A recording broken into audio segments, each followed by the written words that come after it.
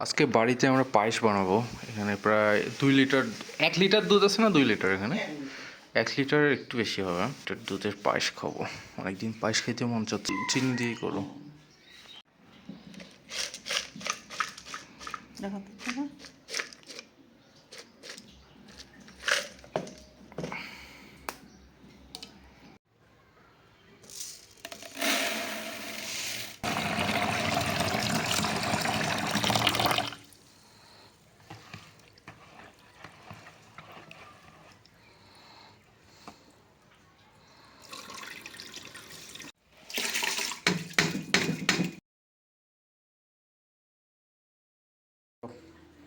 বিসমিল্লাহ।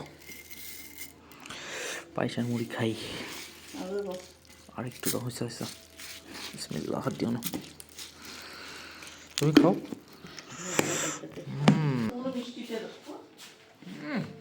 Super fresh না, মজা হচ্ছে না।